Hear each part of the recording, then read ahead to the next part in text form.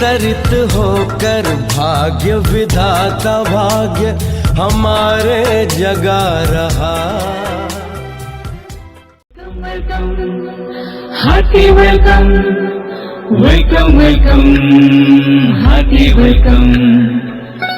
पधारो जी आप हमारे द्वार, पधारो जी आप हमारे द्वार, स्वीकारो निमंत्रण, स्वीकारो निमंत्रण, स्वागत है स्वागन, पधारो जी आप हमारे द्वार, पधारो जी आप हमारे द्वार।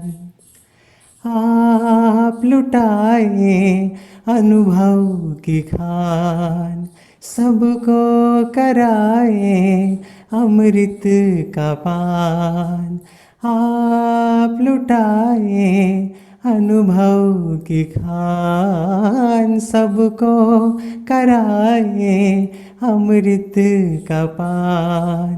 शिव स्मृति में हम करते हैं, शिव स्मृति में हम करते हैं आपका अभिवादन, पधारो जी आप हमारे द्वार, पधारो जी आप हमारे द्वार, स्वीकारो निमंत्रण, स्वागत है स्वागन, पधारो जी आप हमारे द्वार, पधारो जी आप हमारे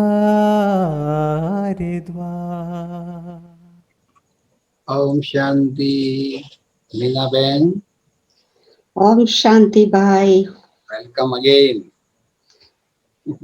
थैंक यू वेरी मच। बहुत खुशी हो रही है आपसे दोबारा इस मंच पर मिल करके। तो स्नेह के आधार से हमने आपको बुलाया और आप आज हमारे साथ है। तो बस यही कहूँगा कि वैसे तो स्नेह 2.5 अक्षर की बात है, किंतु जीवन भर का साथ है। हमने आपको निमंत्रण दिया, ये तो संबंध की बात है। हमने आपको निमंत्रण दिया, ये तो संबंध की बात है, किंतु हमारे निमंत्रण पर आप हमारे लिए आए हैं, ये अति आनंद की बात है, अति खुशी की बात है। तो बहुत बहुत स्वागत है आपका। भाई और बहनों, आपको याद होगा मीना बहन ने कुछ दिन पहले अपने जीवन का अनुभव सुनाया है, किंतु दादियों के खासकर दादी जानकी के साथ की बहुत सारी बातें हैं। तो इस प्रकार के कई अनुभव है जो हमें बहुत लाभ देने वाले हैं, बहुत सुखदाई है। वो बातें आज सुनने की जो हमारी तृष्णा है, वो तृष्णा को तृप्त करने के लिए मीना बहन आज हमारे साथ उपस्थित है। तो मीना बहन, निवेदन है आपसे, फिर आपकी अपनी मधुर मीठी वाणी से हम सबको मोहित कर दे। यही शुभ भावना आप शुरू करें। सबसे पहले आप सभी को बहुत बहुत बहुत ओम शांति के साथ थैंक्स, धन्यवाद, जो हमको फिर से आप सभी के साथ मिलने का, अपना अनुभव सुनाने का, आप सभी का दर्शन करने का जो मौका मिला है। और हमारे मिनेश भाई तो आई थिंक ऑल राउंडर है, इतने अच्छे जो गीत बना के रखते हैं, इतनी अच्छी रीति से स्वागत सभी का करते हैं, और क्या बोले उनके बारे में। तो मिनेश भाई आपका तो बहुत बहुत हम धन्यवाद करते हैं। और विशेष करके ज्यादा समय इन बातों में नहीं ले जाएंगे, क्योंकि आज विशेष अभी हम अपनी जो ब्राह्मण जीवन की जर्नी, लास्ट टाइम तो वहां से ही हमने माना, टाइम के हिसाब से वहां तक ही हमने बताया था कि कैसे जैसे ही बाबा ने जन्म दिया वो अनुभव हुआ परम धाम में, और सीधा हम दादी के पास गए और जैसे कि बाबा ने हमको दादी की गोदी में बिठा दिया, हमने ये अनुभव किया कि एक नया जन्म, एक छोटा सा बच्चा, हाँ, न्यूबॉर्न बेबी जैसे दादी की गोदी में बैठी है। तो बहुत ही एक अनोखा प्यार, जो प्यार हमने कभी भी अपने जीवन में कोई भी संबंध में नहीं किया था, न अपने पेरेंट्स से किया था या कहाँ से भी नहीं किया था। वो निस्वार्थ, जो जिसको कहते हैं ना रूहानी प्यार, तो वो रूहानी प्यार जो आत्मा ने अनुभव किया, जो वो रस बैठा, और उसी समय हमको ये अनुभव हुआ कि जैसे कि दादी हमारी रूहानी स्पिरिचुअल मदर है। और वहां से ही हमारी फिर जर्नी शुरू हुई, दादी से मिले। दादी ने बहुत सारे ऐसे टाइटल्स दिए। दादी ने कहा बाबा के वारिस बच्चे हैं, बाबा के लाल बच्चे आ गए हैं। क्या क्या दादी ने उस समय बहुत ही, जैसे कि आत्मा में उनके वो जो बोल थे, वरदानी बोल थे, आत्मा में वो शक्ति जैसे भर रहा था। फिर उसी समय से हमने अंदर में डिसाइड कर लिया था कि आज से हमारा जीवन दादी को हम अर्पण करते, जो कहेगी वो हम करते रहेंगे।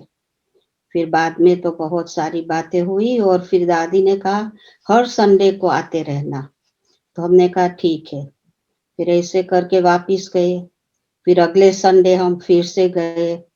अभी उसके बीच में धारणाएं तो थी, अमृत वेला भी 2:30-3 बजे उठकर करते थे, और किन भाई भी हमारे साथ थे, तो ज्ञान की बातें चलती रहती थी। लेकिन आगे क्या करना है, मुरली क्लास होती थी, वो हमको पता नहीं था। तो अगले संडे जब हम गए हैं लंदन, सुदेश दीदी से मिले, हमारे साथ 1 घंटा बैठे। फिर उन्होंने भी बहुत सारे वरदानी बोल से पहले तो हमको अपलिफ्ट किया। फिर दीदी ने पूछा कि अच्छा अमृत वेला भी करते हो, दाणाएं भी है, तो मुरली क्लास में भी जाते होंगे ना। तो ये हमको पता ही नहीं था। तो हमने पकिन भाई की ओर देखा, हमने कहा ये मुरली क्लास क्या है। तो फिर उन्होंने कहा दीदी क्या है कि इनों का टाइमिंग अभी मैच नहीं हो रहा है, इनकी शॉप है 5 बजे खोलना है और मुरली सेंटर में 6-6:30 बजे होती है, तो वो सेट नहीं हो रहा है।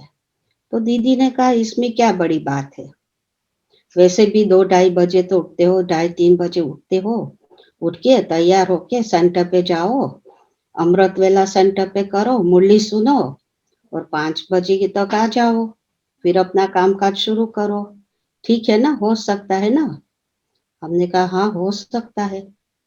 तो बस वो जैसे एक वरदान हो गया। और 4 साल तक लगातार हम कांस्टेंट ऐसे सुबह में 3:30 बजे सेंटर में पहुंच जाते थे, अमृत वेला करते, मुरली करते, 5 बजे आ जाते थे। तो ऐसे ही हमारा स्टडी शुरू हुआ, मुरली क्लास शुरू हुई। तो भाई को, हमारे जो युगल, उनको थोड़ा खिंचावट हो रही थी। वो कहते थे किसी के घर में 3-3:30 बजे जाना, ये तो पागलपन है, क्रेजी है, क्रेजीनेस है। तो हमने कहा लेकिन वो भाई को भी, जो भाई ने सेंटर खोला था, कुमार भाई है, दोनों को भी तो अच्छा लग रहा था कि भाई सेंटर खोला और ऐसे ही तैयार हमको स्टूडेंट्स मिल गए। तो थोड़ा वो चल रहा था। फिर हमने डिसाइड किया, क्योंकि बच्चे भी छोटे थे, छोड़ के नहीं जा सकते थे ना ऐसे अकेले। तो फिर एक मॉर्निंग हम जाते थे, एक मॉर्निंग भाई जाते थे परवीन भाई के साथ, और जो मॉर्निंग नहीं जा सकते थे वो इवनिंग जाके मुरली क्लास जरूर करते। तो ऐसे हमने अपने मुरली क्लास शुरू किया। अभी जब मुरली सुनते थे 2-3 हफ्ते के बाद, मुरली में बाबा ने कहा कि कई बच्चे ऐसे हैं, क्योंकि हम क्या करते थे, क्लास करके जाके फिर सीधा कमरे में जो मंदिर बनाया था, तो ठाकुर जी की पूजा करना, वो माला जपना, ये करना, वो शुरू कर देते थे। तो एक दिन पकिन भाई ने पूछा भी कि आप क्या करते हो। तो मैंने कहा कि भाई ऐसे तो नहीं छोड़ सकते है ना, इतना प्यार से हम करते हैं पूजा पाठ। तो वो कुछ उस समय बोले नहीं। लेकिन कुछ 2-4 दिन के बाद मुरली में बाबा ने कहा कि कई कई बच्चे ऐसे हैं जो 2 नाव में पैर रखते हैं। तो हमको ऐसे लगा कि डायरेक्टली बाबा हमको कह रहे हैं 2 नाव में पैर है। अभी मैं फील कर रही हूँ, अनुभव कर रही कि 2 नाव में मेरी पैर है, तो मेरी क्या हालत होगी। तो अंदर में बहुत वो फीलिंग्स आई और बिल्कुल जैसे झटका लगा। फिर घर गए, हमने पैक कर दिया, ठाकुर जी को पैक कर दिया, बाकी सारा सामान पैक कर दिया। हमने कहा अभी 5000 साल के बाद मिलेंगे, अभी आपकी हम छुट्टी करते हैं। तो ऐसे करके फिर भक्ति छूटी। भक्ति तो छूटी, लेकिन हमारे एक प्रॉब्लम ये रहती थी, हम बाबा के कमरे में जाते थे सेंटर में, तो हम आंख बंद करके बैठते थे, क्योंकि अभी तक वहां ब्रह्मा बाबा की जो ट्रांसलाइट थी, तो हमको अभी तक थोड़ा उसमें था वो गुरु की जैसे साकार पूजा पाठ करते, तो ये थोड़ा मुझे अंदर में था कि ये भी यहाँ गुरु बैठे हैं। इतना निश्चय अभी तक नहीं था कि ब्रह्मा तन में शिव बाबा आकर और वही ब्रह्मा की आत्मा जाकर श्री कृष्ण बनती है। तो सारी बातें बैठने में समय लगता है ना। तो हम आंख बंद करके बैठते थे, जब भी मेडिटेशन में जाते थे बाबा के कमरे में, तो आंख बंद करके बैठते थे। और अंदर में बहुत हमको आता था कि बाबा मुरली में कहते हैं ब्रह्मा ही कृष्ण बनते हैं, कृष्ण ही ब्रह्मा बनते हैं, लेकिन अंदर में बैठता नहीं था। तो फिर हमने बाबा को कहा कि बाबा ये अभी भी हमारे अंदर बैठता नहीं है, अभी भी कंफ्यूजन है। तो क्या हुआ, जैसे सुबह में गए और हम बैठे थे, आंख बंद करके बैठे, तो ऐसे लग रहा थी कोई फोर्स पूरी हमको आंख खोलने को कह रहे, जैसे आंख खुली करे। तो हमने आंख खुली करके देखा, तो जहां ब्रह्मा बाबा थे ट्रांसलाइट में, वो जैसे गुम हो गए। पहले सिर्फ लाइट दिखाई पड़ी, फिर उसके बाद एक साइड पे श्री कृष्ण दिखाई पड़े, दूसरे साइड पे श्री राधे दिखाई पड़े।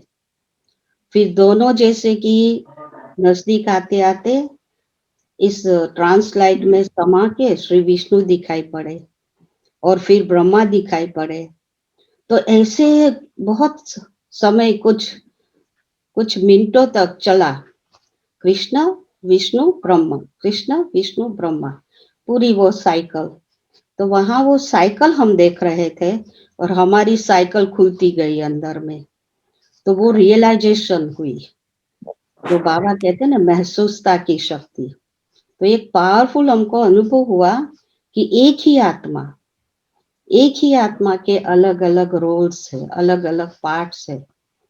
तो उसके बाद फिर हमको वो भी जैसे कि क्लियर हो गया कि यही है आत्मा, ब्रह्मा की ही आत्मा कृष्ण बनती है और लक्ष्मी नारायण के 2 रूप जो है वो विष्णु है। तो बहुत ही स्पष्ट सतयुग क्या है। उसके बाद तो साइकिल का बैठ गया, क्योंकि हमने वो लेसन इतने ध्यान से नहीं किया था। हमारा तो एक ही लक्ष्य था, भगवान को प्राप्त करना, भगवान के अनुभव में रहना। वो तो शिव बाबा मिल गया था, अनुभव बहुत अच्छे अच्छे कर रहे थे, तो ज्यादा ज्ञान में हम ध्यान नहीं देते थे। लेकिन उसके बाद फिर तो क्या हुआ, कुछ ऐसे ही 4-5 महीना बीत गया। बस रेगुलर पक्के क्लास में जाना है, संडे लंदन जाना है, दादी से मिलना है। और सुबह में जल्दी निकल जाते थे हम लंदन भी, क्योंकि लंदन में जो क्लासेस चलती थी वो कम्युनिटी हॉल में चलती थी, कोई सेंटर प्रॉपर नहीं था। 2-3 भवन थे, जहाँ एक में दादी सुदेश बहन जयंती बहन रहते थे, बाकी 1-2 भवन में बहनें रहती थी, एक भवन में भाई लोग रहते थे, और मॉर्निंग क्लास कम्युनिटी हॉल में करते थे। तो कम्युनिटी हॉल में क्या होता था, वो तो सभी यूज करते, और विशेष करके हम जब संडे जाते थे तो सैटरडे नाइट को वहाँ बहुत सारे जैसे पार्टियां चलती थी, लोग खाते पीते, तो इतना गंदा करके रखते थे। तो जल्दी जाके हम मदद करते थे, साफ करके सेट करके वैसे मॉर्निंग क्लास करते थे। और फिर मुरली क्लास के बाद दादी की क्लास चलती थी, उसके बाद चिल्ड्रन क्लास चलती थी, तो दोनों बेटों को चिल्ड्रन क्लास में दादी ने कहा ये चिल्ड्रन क्लास करेंगे। तो उस समय ग्रुप था ऐसे 8-10 छोटे-छोटे सेम एज के कुमार, जो आज दिन तक कोई शादी वादी कर ली, लेकिन वो कुमारों का एक बहुत ही अच्छा ग्रुप बना था। तो उन्हों का भी बहुत अच्छा जैसे प्रोग्रेस चलता रहा, तो हमारी भी जैसे छुट्टी होती गई और दादी की भी पालना, उन दोनों को भी पालना मिलती रही, हमको भी पालना मिलती रही। फिर उसके बाद हमको अंदर में आया कि हमारा सारा समय शॉप में चला जाता है, और शॉप में भी भाई बड़ी सुपरमार्केट जैसे छोटी ऐसे सारा पूरा रखना पड़ता था। तो हमको बहुत अंदर में आता था कि सिगरेट भी रखते हैं, दारू भी रखते हैं, सब चीजें बेचते हैं, तो ये अच्छा कर्म नहीं है। तो हमने डिसाइड किया कि हम निकाल देते हैं इसको। फिर दादी को पूछा, तो दादी ने पहले कहा निकाल दो। फिर दादी ने देखा कि भाई का थोड़ा भी 100% नहीं था निकालने का दिल। फिर दादी ने कहा ऐसे करो, थोड़ा समय अभी भी रखो। तो मैंने कहा लेकिन दादी ये तो पाप का काम हो जाता है ना, हम बाबा कहते हम नहीं खाते पीते और इन्हों को हम दुकान में इसे रखते, वो धन भी कैसा आता। तो हमको क्योंकि कर्म फिलोसॉफी भी समझ ली। दादी ने कहा कोई बात नहीं, अभी हम कहते हैं ना, तो थोड़ा समय रखो। लेकिन हमने तो फिर स्टाफ भी ज्यादा एम्प्लॉय किया, अपना समय भी थोड़ा उसमें से निकालना शुरू किया, ज्यादा करके अपने पुरुषार्थ, और अपने पुरुषार्थ में क्योंकि हमने ब्रह्मा बाबा की बायोग्राफी जन्म कहानी वो बुक है, बहुत बहुत बाबा का एक एक बात का उसमें जिक्र किया है, तो वो हम पढ़ते थे। जब हम वो पढ़ते थे तो कई ऐसी बातें आती थी जैसे हमको, मुझे पता है, वो स्मृति आती थी, मुझे पता है ये जब हुआ था तो मुझे पता है, और आंखों से पानी जाता रहता, पानी जाता रहता, बहुत ही हम इमोशनल हो जाते। पता नहीं था कि क्यों ऐसे हो रहा है, लेकिन अंदर में था बाबा ने जो पुरुषार्थ किया वो हमको करना है। तो बाबा का सबसे पहला जो पुरुषार्थ था आत्मा का, मैं आत्मा हूँ, मैं आत्मा हूँ, मैं आत्मा हूँ, जसोदा आत्मा है, जसोदा आत्मा है। हम भी वो बैठ के लिखना शुरू किया, 2-3 घंटा हम बैठ के ये प्रैक्टिस करते रहे। तो शुरू से ही आत्मा का जैसे पाठ पका, लेकिन आत्मा तो हूँ, वो अनुभव नहीं होता था ना। हमको 4 साल लगा ऐसे पुरुषार्थ करते करते करते। एक दिन हम दोपहर को अभी भी याद है कि हम बैठे हैं, अपने आप को आत्मा, ज्योतिर्बिंदु स्वरूप, दिव्य प्रकाश रूप, तो अचानक हमने अनुभव किया जैसे शरीर से मैं अलग हो गई। वो डिटैचमेंट, वो न्यारापन, मैं आत्मा अलग हूँ, शरीर अलग है, वो एक बहुत ही पावरफुल अनुभव रहा। और बाबा तो हमेशा कहते हैं कि हर एक बात का अनुभव करना है, अनुभव करते हैं तभी तो हम स्वीकार करते हैं, हमारे लिए फिर नेचुरल हो जाता, सहज हो जाता। तो वो हमारा अपने ऊपर ध्यान रहता था पुरुषार्थ में। बाबा जो कहते थे हम मुरली को एक एक बात को, एक एक शब्द को लिखते थे और वो फिर पढ़ते रहते थे। शॉप में भी जब थे, 2 कस्टमर के बीच अगर फ्यू सेकंड्स भी मिलती थी, हम निकाल के 1 या 2 पॉइंट्स पढ़ लेते थे। बुद्धि को उसमें ही हम बिजी रखने की कोशिश करते थे। और फिर जब कस्टमर्स आते थे तो हम कोशिश करते थे, ये भी आत्मा है, ये भी आत्मा है, ये भी आत्मा है। तो एक जैसे कि धुन लगी थी अंदर में कि हमको बहुत, हम देरी से आए हैं बाबा के पास, और अभी पूरा पुरुषार्थ कितना करना है, 50 साल का पुरुषार्थ, क्योंकि 50 साल हो गए थे, तो उसमें लग गए थे। फिर 3-4 महीने के बाद हम लंदन गए थे, तो उस समय फिर दादी ने बताया कि वो मधुबन जा रही है, सीजन शुरू होने वाली थी, कुछ अक्टूबर महीना था। तो फिर हमने कहा दादी को कि दादी आप तो जाएगी, फिर हम क्या करेंगे, आप तो 4-5 महीने के बाद आएगी। तो दादी ने कहा लेकिन तुम भी आ रही हो ना? अभी हमारा तो 6 महीना ही था ज्ञान में। तो मैंने कहा क्या हम आ सकते हैं? क्योंकि हमने जो सुना था भाई 1 साल का तो होना चाहिए, ये होना चाहिए, वो होना चाहिए। तो मैंने कहा मैं आ सकती हूँ। दादी ने कहा तुम नहीं आएगी तो कौन आएगा? और इतना अंदर में लगा, कहती है तुम तो जरूर, तुमको तो आना ही है। तो हम तो वो तैयारी करना शुरू कर लिया। लेकिन उसके बीच में देखो टेस्ट पेपर भी आती है ना, परीक्षाएं तो आएगी, ऐसे थोड़ी सीधा सीधा सीधा।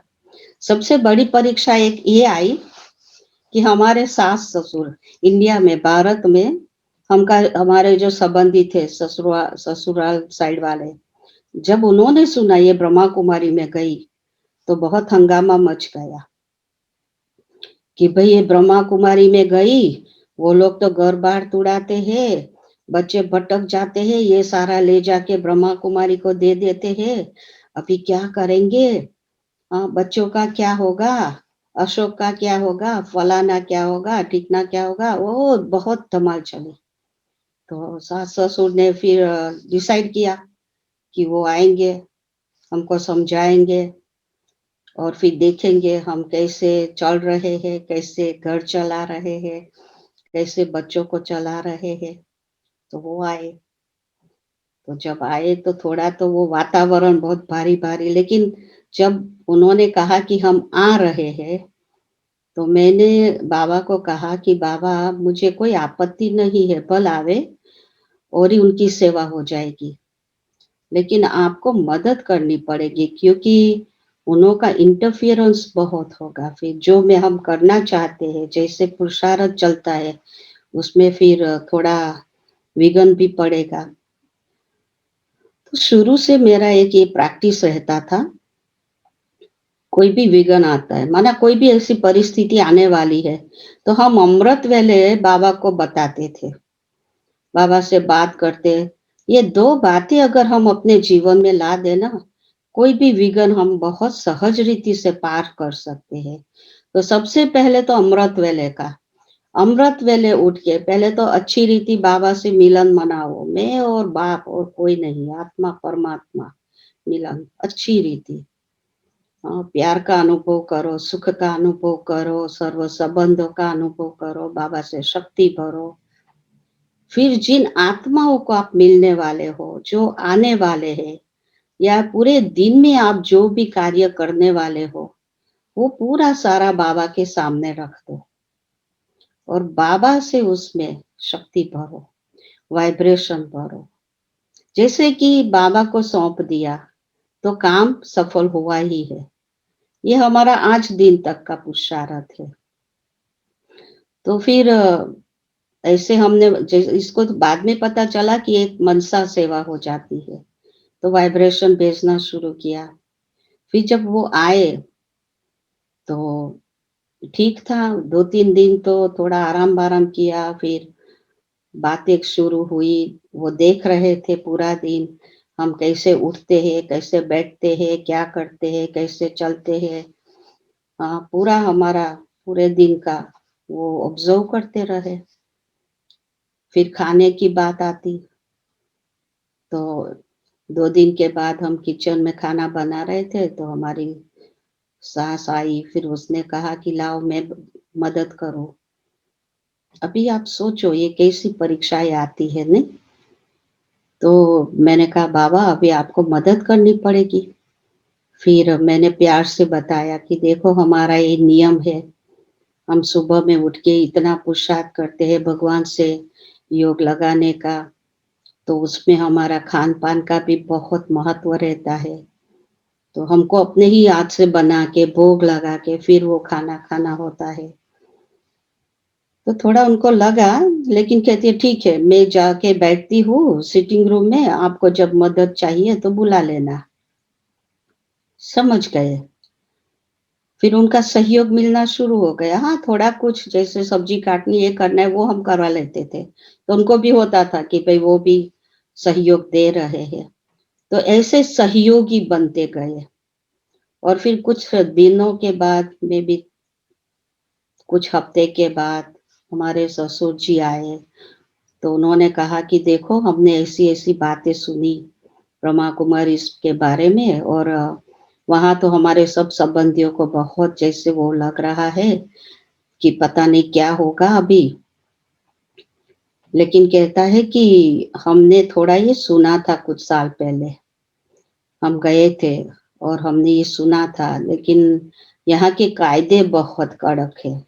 नियम जो है भई पवित्र रहना, ब्रह्मचर्य पालन करना, सात्विक खाना-पीना, तो ये बहुत कठिन है, आपको पता है?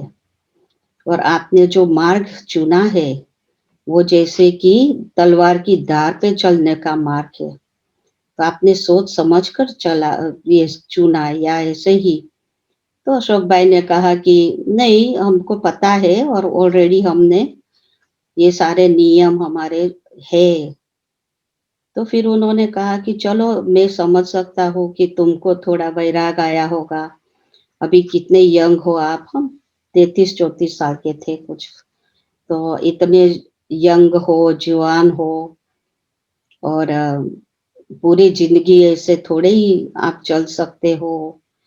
और मीना का सोचा है कभी? उनको भी तो सांसारिक जीवन जीना है, ये वो। तो अशोक भाई ने कहा नहीं, ये तो उनका डिसीजन है, मैं साथ दे रहा हूँ, सहयोग दे रहा हूँ, और हमने डिसाइड कर दिया है कि यही हमारा जीवन है, अभी ये बदलने वाला नहीं है। फिर वो हमारे पास आया, फिर ऐसे हमको हाथ जोड़ के कहा कि तुम एक देवी हो हमारे घर में, बहुत ही महान हो। जो मार्ग पर तुम चल रही हो ना, बड़े-बड़े सन्यासी, महात्माओं के लिए भी बहुत कठिन है, और आप लोग घर में रहकर, साथ में रहकर। तो मैंने एक ही बात कही कि हमारे साथ भगवान है, भगवान की शक्ति है, और हमको बहुत ही अच्छा लगता है। आप देख रहे होंगे, क्योंकि पहले तो हमारे बीच खिट-खिट चलती रहती थी, गुस्सा होता था, ये होता था, लड़ाई-झगड़ा। अभी घर में शांति, कोई खिट-खिट नहीं। समझ लिया एक-दूसरे को, एक-दूसरे के पाठ को समझ लिया। तो फिर समझ कर हम चल रहे थे। तो उन्होंने कहा मैं देख रहा हूँ कि आप लोगों के जीवन में इतना परिवर्तन, और अभी बहुत शांति से, खुशी से रह रहे हो। बच्चे भी बहुत ही जैसे कि अच्छी रीति, शांति से, प्यार से चल रहे हैं। अभी हम वापिस जाएँगे, हम सभी को बोलेंगे कि हमको कोई चिंता करने की ज़रूरत नहीं है। जो मार्ग पर वो चल रहे हैं, हमारे में से किसी की भी वो हिम्मत नहीं जो हम चले। तो हमारी फर्ज है कि हम और ही उन्हों को अपना सहयोग दें, और ऐसे ही हुआ। मधुबन गए, मधुबन से फिर जब हम उनको, वो वापिस गए और हम भी मधुबन गए। अभी मधुबन का अनुभव, दादी ने कहा कि आ जाओ तुम भी, तो हम गए 3 हफ्ते के लिए।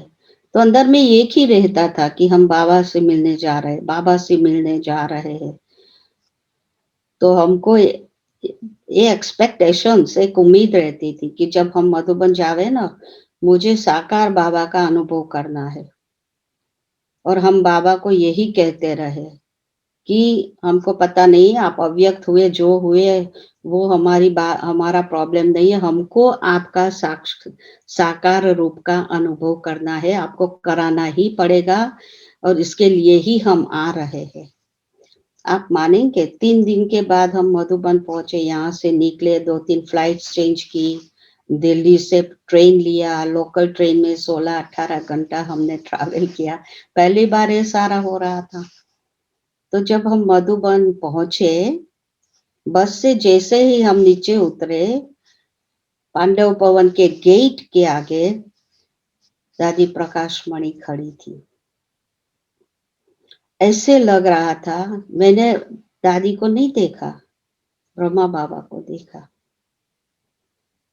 बिल्कुल ब्रह्मा बाबा, जैसे कि साकार बाबा वहां इंतजार कर रहे हैं हमारा वेलकम करने के लिए।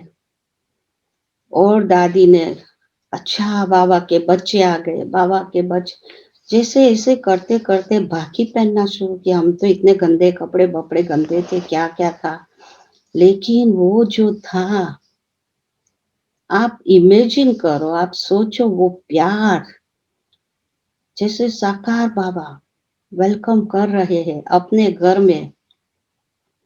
और मधुबन का भी हमारा वो वहां से शुरू हुआ। अभी जिस बहन के साथ हम गए थे, उसने हमको बाबा का कमरा दिखा दिया, डाइनिंग हॉल दिखा दिया, अपना कमरा दिखा दिया, और फिर वो गुम हो गए। अभी पहले दिन हम वहां है, कुछ भी पता नहीं है कहाँ जाना है, क्या करना है। ठीक है, भोजन करके हम थोड़ा रेस्ट करके बाबा के कमरे में चले गए, वहां बैठे। मैंने कहा बाबा मैं आ गई हूँ, अभी अभी यहाँ से मैं कहाँ भी नहीं हिलूंगी। और हम बैठे, बहुत ही अच्छी रीति बाबा से मिलन मना रहे थे, बहुत ही पूरे कितने जन्मों की बातें हम निकाल रहे थे, बाबा से बातें कर रहे थे, बाबा से रिस्पॉन्स ले रहे थे। फिर थोड़े समय के बाद ऐसे लगा कि कोई बुला रहा है बाहर में, बाबा जैसे कह रहा है कि बच्ची बाहर। तो हम कमरे से बाहर निकले, वहां हमारी हेमा बहन खड़ी थी। आज दिन भी मुझे याद है, अनुभूति वाली हेमा बहन।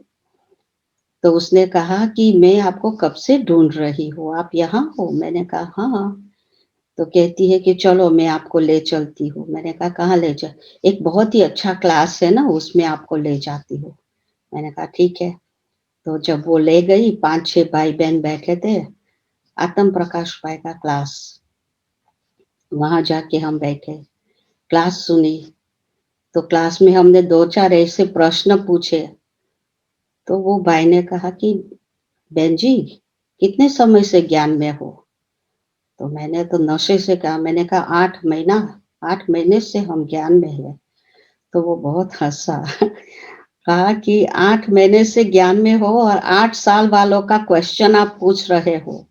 आपको पता है आपके क्वेश्चंस, जो 8 साल ज्ञान में चलने वाले ऐसे प्रश्न। तो हमने कहा कि क्या हमको 8 साल वेट करना पड़ेगा इनके जवाब ढूंढने में? तो फिर कहते हैं कि नहीं नहीं, बहुत तीव्र जा रहे हो, बहुत अच्छा है, फास्ट जाना है, फर्स्ट आना है। तो और ही नशा, देखो मधुबन में जैसे कि सब जगह फरिश्तों की दुनिया, कोई अलग सी दुनिया में हम आ गए। हम तो भूल ही गए थे कौन सा दिन है, कौन सी तारीख है। और यहाँ का तो बिल्कुल ही जैसे छोड़ के आ गए हैं।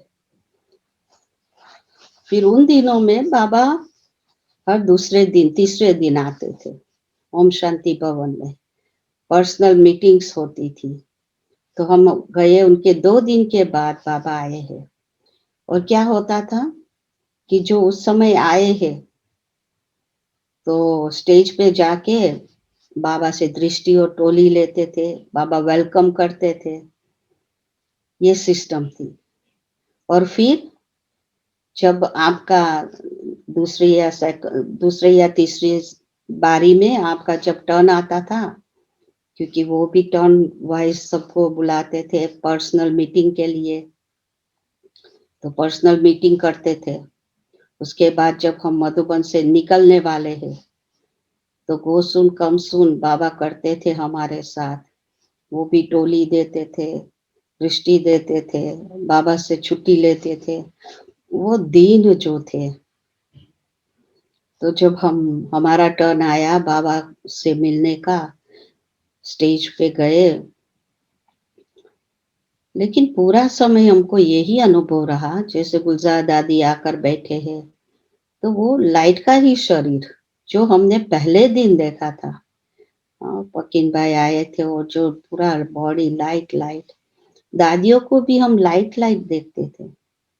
गुलजार दादी स्टेज पे आई, पूरा लाइट का बॉडी। कभी ये प्रश्न नहीं उठा कि कैसे भगवान आता है, क्या करता है, कैसे पता चले भगवान आया नहीं आया, नहीं बिल्कुल नहीं। और फिर जब बाबा की पधरामणी हुई, तो हम बिल्कुल अशरीरी हो गए। हॉल में 3-4 हजार बैठे थे, लेकिन हमको ऐसे ही लगा कि मैं अकेली बैठी हूँ, मैं और बाबा, मैं और भगवान। और फिर जब स्टेज पर हम गए, तो बाबा की दृष्टि, तो उस समय दादी जानकी स्पेशली आके बैठी बाजू में और बाबा को बताया हमारे के बारे में। तो हमको तो उस समय कोई ऐसा नहीं लगा विशेष क्यों दादी ने ऐसे हमारे बारे में बाबा को बताया। बाद में फिर रियलाइज हुआ कि दादी के लिए बहुत ही मीन्स हमारा पार्ट क्या है और दादी के लिए हम क्या है, और बाबा भी, तो बाबा ने बहुत अच्छी दृष्टि दी, ब्लेसिंग्स दिया। बाबा ने कहा कि सदा मौज में रहने वाली हो, मूंझने वाली नहीं हो, कभी भी किसी भी बात में मूंझ नहीं होगी, उठना बैठना खाना पीना मौज में, खुद भी मौज में रहने वाली, औरों को भी मौज दिलाने वाली, बहुत सारी ऐसी बातें। हिम्मतवान हो, हिम्मतवान जो चाहते हैं उससे भी ज्यादा प्राप्ति कर लेते हैं। तकदीरवान हो, तकदीर बनाने वाले ने आपकी तकदीर बना ली। बहुत ही विशेष आत्मा हो, श्रेष्ठ आत्मा हो, क्या क्या बाबा ने ब्लेसिंग्स दिया। 3-4 बार ऐसे पर्सनल बाबा का, क्योंकि उसके बाद हर साल हम मधुबन जाते थे, पर्सनल ब्लेसिंग्स बाबा की, ऐसे पर्सनल मीटिंग्स ऐसे करते रहे। तो कहने का मतलब ये है कि इतना ऊंचा भाग्य जो भगवान, बाबा टोली देते थे, दृष्टि देते थे, सामने ऐसे बैठे हैं, और जब टोली देते थे भगवान हमारा हाथ पकड़े ऐसे, और जैसे कि उनकी सारी पावर मिल रही है नैनों से, जैसे कि हमको अपने नैनों में समा रहे हैं दृष्टि से, भगवान के दिल में हम जैसे हम समा रहे हैं। बहुत ऐसे ऐसे अनुभव होते रहे। अभी सोचो ऐसे अनुभव हो, फिर कभी भी संकल्प तो क्या स्वप्न में भी तो नहीं आता ना कि भगवान है नहीं है, ये मार्ग ठीक है नहीं है, इस पे चल सकेंगे नहीं चल सकेंगे, कुछ नहीं, बिल्कुल चढ़ते चलते चलते चलना भी नहीं हुआ, जैसे बाबा उड़ा रहा है, बढ़ा रहा है आगे। फिर क्या हुआ कि ये 3 हफ्ता जब रहे थे तो कुछ दिन के बाद दादी जान की सभी यूके वालों को मिल रही थी, कुछ 25-30 थे उस समय, तो बहुत छोटे छोटे ग्रुप्स जाते थे, इतनी वृद्धि भी नहीं होती थी। तो दादी से सब मिल रहे थे, दादी सबको पूछ रही थी सभी ठीक है, कोई किसी को कुछ कहना है ऐसे। 1-2 अंग्रेज भाई थे, उन्होंने कहा कि दादी पहली बार आए हैं, लेकिन हमको ऐसे नहीं लग रहा है कि कोई अनजान जगह पर आए हैं, ऐसे ही लग रहा है कि अपने घर में आए हैं। तो दादी ने कहा हाँ, कल पहले की स्मृति, मधुबन का वातावरण इतना पावरफुल है, इतना पवित्र है, जो कल पहले वाले की स्मृति इमर्ज होती है। इसीलिए जो बाबा कहते हैं ना, अविनाशी छाप पड़ जाती है आत्मा में, जो भी हम प्राप्ति करते हैं बाबा से, बाबा विनाशी है, आत्मा विनाशी है, ज्ञान अविनाशी है, तो आत्मा में भरा रहता है ये सारा अनुभव। लेकिन फिर दादी ने कहा कि आप में से किसी को भी ये ऐसी फीलिंग्स आती है जो अगले जन्म में भी यहाँ थे? तो कोई नहीं बोले, हम भी ऐसे बैठे थे। फिर ऐसे दृष्टि देते देते दादी ने कहा जैसे इसको देख कर लगता है कि अगले जन्म में भी वो यहाँ थी।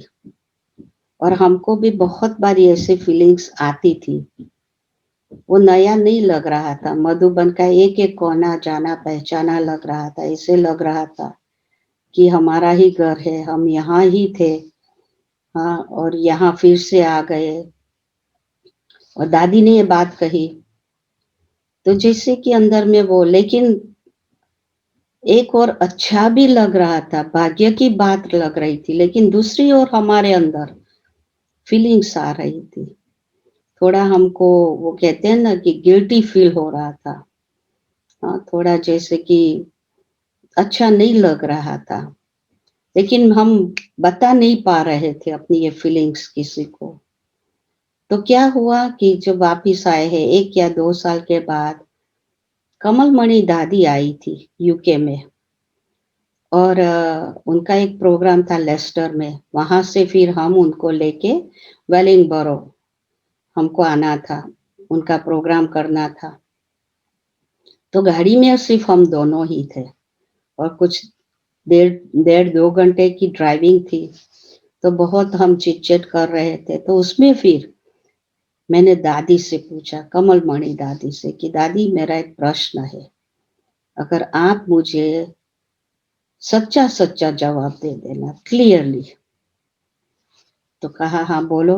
फिर मैंने बताया कि मुझे भी ऐसे लगता है, और दादी जानकी 1-2 बारी बोली है हमको कि पिछले जन्म में भी तुम बाबा के पास थी। तो अगर मैं बाबा के पास थी, तो फिर मैं इतने सालों के बाद, 50 साल के बाद, माना मेरी उम्र 35, तो 35 साल के बाद मैं क्यों फिर आई बाबा के पास? उस समय 2-3 साल हो गया था, माना 30 साल के बाद। हम 30 साल के बाद क्यों बाबा के पास आए? और वो भी शादी की, ये किया, बच्चे पैदा किया, ये किया, उसके बाद तो मैं रोती गई और ये प्रश्न पूछती गई। ड्राइविंग भी कर रहे थे। तो दादी ने बहुत ही प्यार से पहले शांत किया, फिर कहा कि 3 कारण है। सबसे पहला कारण ये है कि हाँ, बाबा के पास अगले जन्म में भी थे, लेकिन वो पढ़ाई पूरी नहीं की थी ना। थोड़ा कुछ पढ़ाई शुरू किया और मानो कि शरीर छूट गया। और दूसरा कि बहुत सारा अभी हिसाब-किताब बहुतों के साथ बाकी था, वो भी चुकता नहीं हुआ था, वो भी चुकता करना पड़ा था। और तीसरी बात कि बाबा को जिस समय अपने कार्य के लिए जिन आत्माओं की ज़रूरत है, तो ये तीनों कारण बताया कि देखो, आपका कहाँ-कहाँ हिसाब-किताब था। और बिल्कुल मैंने कहा, क्योंकि क्या होता था, पेरेंट्स के साथ, मामा के वहाँ, इनके जहाँ-जहाँ हिसाब-किताब हमारा था ना, 2, 4, 5 साल चुकता करते हम यहाँ तक पहुँचे थे। और ऐसे चुकता किया था कि कभी फिर वो कभी नहीं खींचा, कभी याद भी नहीं आया, हम मिले भी नहीं कभी, ऐसे। और दूसरा, हमको हमेशा बार-बार स्वप्न में, वो कहते हैं ना नाइटमेयर, इतना भयानक स्वप्न आता था कि मुझे बहुत पढ़ना है, बहुत पढ़ना है, मेरी पढ़ाई अभी बहुत बाकी है। हाँ, बहुत कुछ पढ़ना है। ऑलरेडी हमने स्कूलिंग पास की, मैट्रिक पास की, हम कॉलेज यूनिवर्सिटी में बीएससी किया, माइक्रोबायोलॉजी के साथ सब कुछ किया, इतनी पढ़ाई की। फिर भी जैसे बहुत पढ़ाई करनी है, बहुत पढ़ाई करनी है। और जब ज्ञान में आए, जब ये पढ़ाई हमने शुरू की, तब वो स्वप्न आना बंद हो गया। और तभी लगा कि वो पढ़ाई के लिए नहीं आता था, ये पढ़ाई जो हमको कंटिन्यू करनी थी। थोड़ा कुछ पढ़ा था लेकिन कंटिन्यू करनी थी। तो जब से ये पढ़ाई शुरू की, तो ऐसे फिर वो भी क्लियर हो गया।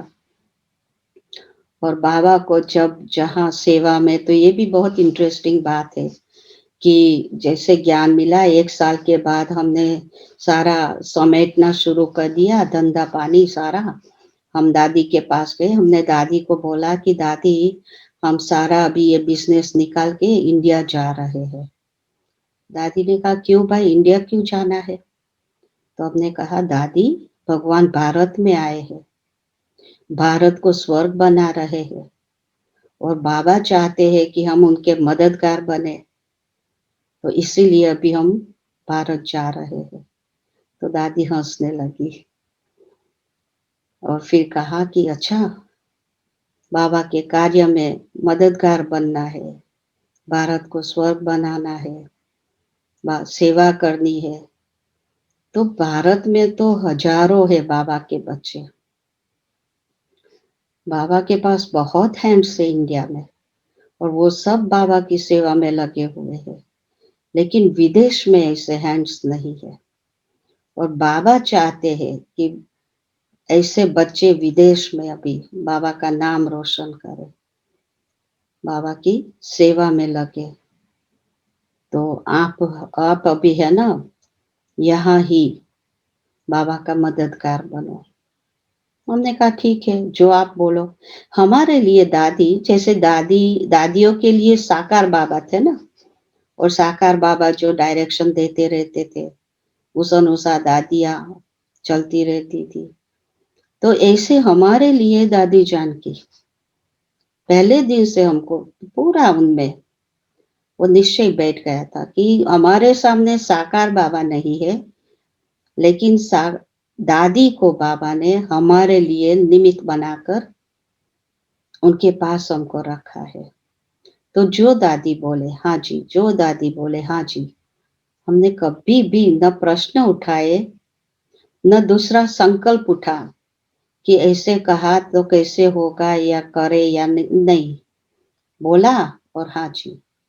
हमने उसी समय कहा दादी ठीक है, तन मन धन सब कुछ हम बाबा को दे देते हैं, आप बोलते चलो, हम करते चले। तो फिर 3 साल और भी बिजनेस रखा। उसके बाद फिर दादी ने कहा ऐसे करो, अभी निकाल दो, क्योंकि तब तक भाई को भी पूरा निश्चय बैठ गया, उनको भी रियलाइज हो रहा था कि सारा समय इसमें जा रहा है, और हमारे जीवन का भी लक्ष्य ही बदल गया था ना, पर्पस। पहले तो था भी पैसा कमाना है, ये करना है वो, अभी तो पूरा लक्ष्य ही बदल गया कि जीवन नहीं, अभी तो भगवान को जीवन दिया है, अपना जीवन ऊंचा श्रेष्ठ बनाना है, और बाबा के कार्य में पूरा तन मन धन से। तो फिर ऐसे हमने, दादी ने कहा कि अभी ठीक है निकाल दो, तो निकाल दिया। फिर लेके जाके दादी को कहा ये मिला है बिजनेस से, अभी क्या करें आप बोलो, लंदन में हम आ जावे या कहाँ पर सेंटर नहीं है वहां जाके सेंटर खोले, या जो भी आप डायरेक्शन। तो दादी ने कहा कि वेलिंगबरो सेंटर में ही आप निमित्त बनो, बाजू में ही घर लियो, और फिर सेंटर में आप अच्छी मददगार बनो। तो घर भी मिल गया वहां। फिर दादी आई, हाँ, कुछ दिन जैसे हम वहां शिफ्ट हो गए तो दादी आई। वैसे प्रोग्राम था सेंटर में दादी का, हमने कोई दादी को इनवाइट नहीं किया था अपने घर के लिए, लेकिन जैसे ही दादी आई है सेंटर में, जैसे दादी पहुंची और हमने वेलकम किया, तो पहला प्रश्न दादी ने पूछा कि आप यहाँ से, आपका घर कितना दूर है। तो मैंने कहा गाड़ी में 3-4 मिनट, पैदल करके 5-7 मिनट। तो कहती है कि चलो ले चलो अपने घर। तो दादी के साथ बहनें भी आई थी, कहती है दादी अभी अभी तो प्रोग्राम शुरू हो गया है और सभी आपका इंतजार कर रहे हैं। तो दादी ने कहा नहीं, पहले मैं इसके पास जाऊंगी। और जो एक बहन थी उनके साथ, उनको बोला आप जाके शुरू करो प्रोग्राम, मैं आके फिर आगे कराऊंगी। तो ऐसे ही बस दादी तो चल पड़ी। आप सोचो, अचानक दादी कहती है मैं आपके घर में आती हूँ, तो ये बड़ा टेस्ट हुआ ना, कि वो भी देखना चाहते हैं कि घर लिया है, घर कैसा मना, कैसे हम घर में रह रहे हैं, किस रीति से। तो ठीक है, हम लेके गए, घर तो पूरा ठीक था, क्योंकि हम क्या, वैसे भी लंदन बारी बारी जाते रहते थे, बहुत समय जाके रहते थे, 1 हफ्ता 2 हफ्ता, क्योंकि हमारे अंदर बहुत था कि हम सीखे, दादी से सीखे, बहनों से सीखे। तो उनको सीखे, उनसे सीख के हम अपना घर भी ऐसे ही बना रहे थे, ऐसे ही अपना पूरा दिनचर्या, उसी रीति से ही अपना जीवन, हम जैसे वहां जाके रहते थे और जिस रीति से सेंटर की जीवन होती, उसी रीति से हमने घर में भी तो अपना जीवन बनाया था। तो जैसे ही कि दादी आई, सीधा वो पहले ऊपर गई। ऊपर में 3 कमरा था, तो एक बाबा का, एक मेरा, और एक 3 भाइयों का, 2 बेटा और युगल, दोनों का अलग कमरा। तो दादी एक-एक कमरे में गई, कमरे में अलमारियाँ खोली, सारा कुछ देखा, कैसे क्या कपड़े रखे, क्या रखा है, कौन-सी चीज़ रखी है। फिर कहती है कि त्यागी तपस्वियों का कमरा है, ऐसे बोल के नीचे आई। नीचे आकर फिर किचन में गई, किचन में सारा खोल-खोल के देखना शुरू कर दिया। कैसे रखा है, क्या किया है, कौन-सा चीज़ कितना भरा है, पूरा ऊपर से नीचे तक पूरा घर पहले तो देख लिया। फिर आके सिटिंग रूम में बैठी, फिर दृष्टि देकर हमको बोली कि घर वाली हो गई। तो हमने कहा भाई दादी हमारा घर नहीं है, बाबा का घर है। तो कहती नहीं तू नहीं समझी, तुम बाबा की घर वाली बन गई। आप सोचो, भगवान की घर वाली बन गई। मुझे तो बहुत अंदर में नशा चढ़ा कि मैं भगवान की घर वाली। हाँ, तो फिर ऐसे ही इमोशनल हो जाते हैं ना, ऐसी बातें सुनते हैं, आंख में पानी भी आ जाता है। तो हम फिर भी कहने लगे तो बाबा का है, बाबा का है। फिर बैठे, फिर दादी ने कहा कुछ कहना है? तो मैंने कहा हाँ दादी मुझे कहना है। क्या कहना है? तो मैंने है ना उस समय मैं ना 2-3 साल 3-4 साल में बहुत कोशिश किया कि मैं भाग जाऊँ, भाग के लंदन में बैठ जाऊँ। और चली जाती थी 1-2 हफ्ते के लिए, 3 हफ्ते के लिए, फिर दादी रखती थी, बहुत अच्छी पालना करती थी, बाजू में बिठा-बिठा के खिलाती थी, ये करती थी बहुत। लेकिन 2 हफ्ता, 2 ढाई हफ्ता, 3 हफ्ता उससे ज़्यादा नहीं, फिर भगाती थी। तो बहुत मेरे अंदर आता था। तो फिर हमने कहा कि दादी आप मुझे सरेंडर क्यों नहीं होने देती हो? मेरे अंदर बहुत ही संकल्प चलता है कि मुझे सरेंडर होना है, सरेंडर होना है। आप हमको सरेंडर नहीं करते हो, आप भगाती रहती हो हमको। तो दादी ने कहा कि सुनो, सरेंडर का अर्थ क्या है? बहुत सारे ऐसे हैं जो बाबा के घर में है, सरेंडर होकर रहे हैं सेंटर पे, लेकिन ट्रस्टी नहीं है। और आप सरेंडर भी हो और ट्रस्टी भी हो। तो सच्चे सरेंडर इसको कहते हैं। आप सरेंडर हो, आप चारों ही सरेंडर हो। बाबा की श्रीमत के अनुसार चलते हो, जो डायरेक्शन मिलती है उस अनुसार चलते हो, ट्रस्टी होकर चलते हो। 4 साल हुए, हमने कभी नहीं देखा कि आपने अपनी मनमत चलाई।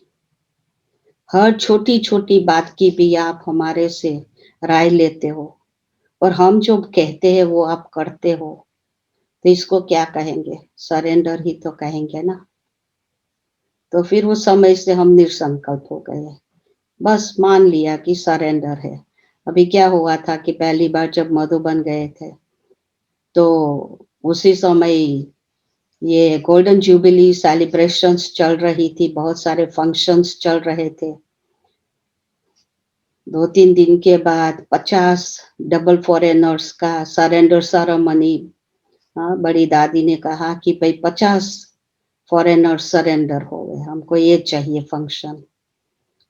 तो फिर क्लास में अनाउंसमेंट हुआ। तो फिर कहा कि चलो अभी जिसको सरेंडर होना है वो अपना नाम दे देवे। तो सबसे पहले मैं पहुंच गई थी। और जो बहन नाम ले रहे थे, हम नाम नहीं बताएंगे कौन बहन, लेकिन बहुत स्ट्रिक्ट बहन थी। उसने कहा कितने समय से ज्ञान में हो? तो हमने कहा 8 महीने से। शादीशुदा हो? मैंने कहा हाँ। बच्चे हैं? हाँ। कितने साल के हैं?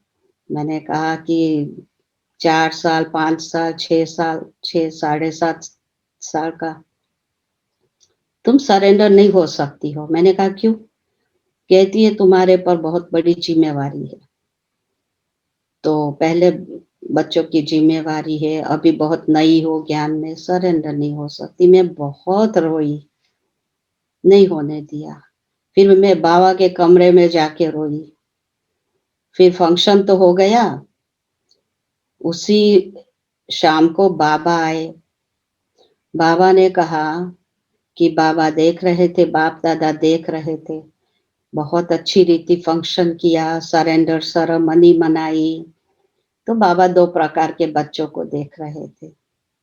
एक थे जो स्टेज पर बैठे थे, सरेंडर हो रहे थे, फंक्शन मना रहे थे। लेकिन दूसरे टाइप के बच्चे थे जो स्टेज पे नहीं थे लेकिन मन से सरेंडर हुए और बाबा ने उनको स्वीकार किया, मन से सरेंडर। तो जैसे हमारी ओर देखकर बाबा बोल रहे हैं, तो बहुत अंदर में सुकून हुआ। हमने कहा भगवान ने हमको स्वीकार कर लिया, हमने मन से अपने आप को सरेंडर कर दिया है और बाबा ने हमको ये जैसे वेरीफाई कराया कि हाँ। तो ऐसे ऐसे बहुत सारे अनुभव होते रहे। और अभी देखो यहाँ पर भी सेवाएं चल रही, चारों ओर सेवाएं भी बाबा करा रहे थे। और एक हमारा जो था, जब पहली बार मधुबन गए थे हम और फिर हमको वापस नहीं आना था, तो हम बाबा के कमरे में गए, बाबा से बात की। हमारा वही चलता है, हम बाबा से बात करते हैं, हमको रिस्पॉन्स मिलता है। वो भी मधुबन पांडव भवन के बाबा का कमरा, बिल्कुल आमने सामने बैठकर हम बात करते हैं अभी तक। तो फिर हमने कहा बाबा हमको क्यों भेज रहे हो? तो बाबा ने कहा देखो बहुत सारे बच्चों को लाना है, मधुबन तक पहुंचाना है, तो आप नहीं जाएंगे तो कैसे सेवा होगी? बाबा के इतने सारे बच्चे कैसे आएंगे? तो हमने बाबा के साथ एक डील की उस समय। हमने कहा बाबा ठीक है, हर साल 1 या 2 को हम पक्के बना के लेके आएंगे, लेकिन आपको हर साल हमको बुलाना पड़ेगा, कभी भी मिस नहीं कराना, कुछ भी हो जाए। और उसमें भी टेस्ट पेपर तो आती है ना, एक बारी शरीर का बहुत बड़ा हिसाब किताब चला, एक बारी धन का हिसाब किताब चला। हाँ भाई मधुबन तो आना है लेकिन पैसा नहीं है, टिकट्स नहीं है, कैसे करेंगे, क्या करेंगे? और मधुबन जाना माना हम अकेले नहीं, चारों को जाना है। तो ऐसे एक का नहीं सोचना है, फिर 4 का सोचना है। तो क्या होता था, एक बार ऐसे हम जब ये ऑक्सफोर्ड में रिट्रीट सेंटर लिया और दादी ने कहा कि बस अभी है ना, मुझे तुम यहाँ चाहिए, तुम यहाँ आ जाओ। हमने कहा ठीक है। तो हम तो ओपनिंग के दिन ही आ गए थे और तब से यहाँ ही रहना शुरू हो गया था। फिर दादी ने कहा कि हमको चारों चाहिए यहाँ पे, तुम अकेली नहीं, पूरा परिवार। क्योंकि मैं है ना रिट्रीट सेंटर में अभी एग्जाम्पल बना रही हूँ, एक एक एग्जाम्पल मुझे यहाँ सेट करना है। तो एक फैमिली एग्जाम्पल मुझे बनाना है और आप परफेक्ट फैमिली हो बाबा की। तो चारों को फिर यहाँ तो ऐसे करके फिर चारों को बुला लिया ऑक्सफोर्ड में सेवा में। बच्चे अभी छोटे थे, स्कूलिंग अभी चल रही थी। कुछ समय हम रिट्रीट सेंटर में रहे, लेकिन रिट्रीट सेंटर ऑक्सफोर्ड से बाहर है और स्कूल्स वगैरह ऑक्सफोर्ड में आना पड़ता है, ट्रांसपोर्ट इतना नहीं होता है। फिर दादी ने कहा कि अच्छा ऐसे करो, ऑक्सफोर्ड में किराए का मकान लो, बच्चों की पढ़ाई ठीक रीति से होनी चाहिए। और उससे पहले भी जब वेलिंगबरो में थे, तो जब भी हॉलीडेज होती थी ना स्कूल की, तो दादी बच्चों का सारा इंतजाम करती रहती थी। का तो चिल्ड्रन का जैसे रिट्रीट्स होती थी या फिर उन्हों के लिए हॉलीडेज में तो कोई कोई सेंटर पे रख लेते थे। जैसे एक बारी यहाँ ऑक्सफोर्ड में उस समय योगेश पाई सेंटर चलाते थे रिट्रीट सेंटर से पहले। तो 1-2 बारी हॉलीडेज में दोनों बेटों को योगेश के साथ यहाँ भेज दिया 2 हफ्ते के लिए। तो ऐसे उन्हों की भी जैसे ट्रेनिंग हो रही थी, छोटे थे लेकिन वो भी जैसे उसमें योगेश भाई पूरा दिन काम पे जाते थे, ये दोनों सेंटर पे, सेंटर साफ करना है, ये करना है। फिर फोन करके पूछते थे कि हमको है ना आलू पोहा बनाना है आज, तो कैसे बनावे। फिर हम रेसिपी हम बताते जाते थे, वो बनाते जाते थे। योगेश भाई जब आ जाते थे तो वो सरप्राइज होते थे कि उनके लिए कुछ खाना तैयार बना हुआ है। तो ऐसे कुमार, योगेश भाई सीनियर कुमार थे, टीचर भी थे, सेंटर भी चला रहे थे, जॉब भी कर रहे थे। लेकिन ये दोनों भी, जैसे कि मैं सोच, अभी मुझे जब ये चांस मिला है अनुभव शेयर करने का, तो ये सभी बातों की रियलाइजेशन हो रही है।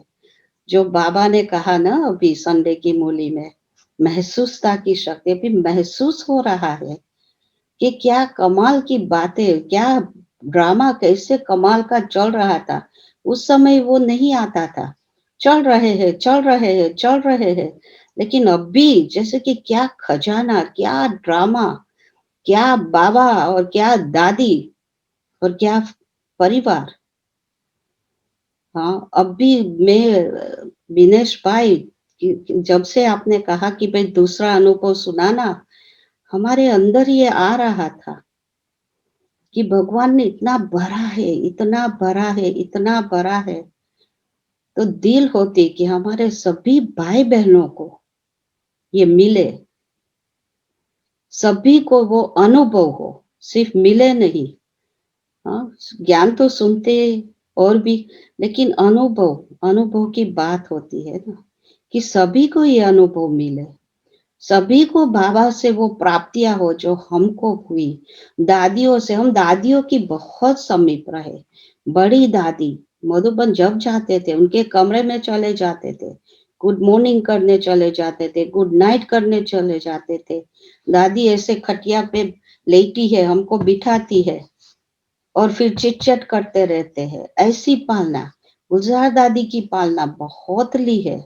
रिट्रीट सेंटर खुला, बहुत सालों तक गुलजार दादी यहाँ ऑलमोस्ट एवरी ईयर आती रही, और उनको उनके कमरे में भी कोई परमिशन लेके जाने की हमारी जरूरत ही नहीं रही, कभी भी चले जाओ।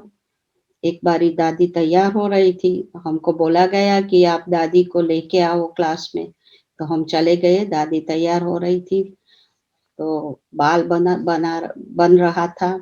दादी साड़ी ऐसे पहन, दादी ने कहा देखो मीना, सतयुग में है ना, देवी देवता ये ऐसे तैयार होंगे, ऐसे श्रृंगार करेंगे। फिर हम दादी से पूछते थे कि बाबा ने आपको सतयुग में कुछ समय रखा था, वहां के तो कुछ अनुभव सुनाओ, वहां की भाषा क्या थी, वहां का जीवन क्या था। तो फिर दादी सुनाती रहती थी। तो ऐसे समीपता का, अंग संग का, तो आज हम सोच रहे थे कि अनुभव तो शेयर करेंगे, लेकिन अंत में हम कुछ समय गुलजार दादी के फास्ट रिकवरी के लिए थोड़ा योग भी करेंगे, साथ में संगठन में जितने भी भाई बहन हम बैठे हैं। तो आपका बहुत बहुत बहुत फिर से हम थैंक्स करते हैं, धन्यवाद करते हैं कि आप हमको ऐसे मौका दिया। और भी बहुत सारे अनुभव की बातें हैं। जब हम अफ्रीका में थे, वहाँ भी बहुत सेवाएं बाबा ने कराई, यूके में भी, यूरोप के कोई कोई कंट्रीज में हम, तो वैसे तो बहुत सारी बातें हैं, लेकिन आज समय हो गया। जी, ऐसा लग रहा था अगर ये सेशन न रखते तो बहुत सारी बातें अधूरी ही रह जाती और बहुत सारे खजानों से हम अधूरे रह जाते। तो ड्रामा भी वंडरफुल है, आपने बहुत अच्छी बातें सुनाई और बस आपकी बातों से यही लगता है कि एक ही सुर आपके दिल से निकल रहा है, पाना था सो पा लिया, अब कुछ रहा न बाकी। और हम बड़ौदा परिवार की ओर से भी आपके लिए यही निकलता कि बस आप चांद से चमकते रहो, फूलों सा महकते रहो, बादलों सा ज्ञान गुंजन करते रहो, नदियों सा बहते रहो, यही दुआएं है हमारी। आप बाप दादा के साथ हर छोटे बड़ों के दिल में राज करते रहो, हर छोटे बड़ों के दिल में राज करते रहो। तो बहुत बहुत हम धन्यवाद करते हैं आपका। तो चलिए, अब समय भी हो गया है, तो कुछ पल बाबा की याद में हम बैठते हैं। ओम शांति।